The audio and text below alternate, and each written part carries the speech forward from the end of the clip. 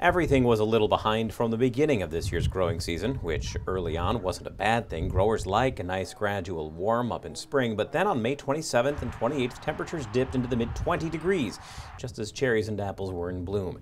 Dave Smelter remembers inspecting his trees that morning. And we're standing in a McIntosh orchard right now, and between 7:30 in the morning when the bloom was still open and 11 o'clock, I watched the petals just evaporate right in front of me. And they just turned brown. I had a gentleman ask me, what's wrong with those Red Delicious? They look like, and I finished the sentence for him like someone took a blowtorch to them. That's what happened. But then Ida Reds right alongside, like nothing ever happened. He says for the most part, he won't have any Macs this year. There is fruit here, but the problem now we have a result of the frost. The fruit that did remain is scarred. And so some of that is going to reduce that from a fresh fruit apple to a processing apple, which will reduce the value of the crop from half.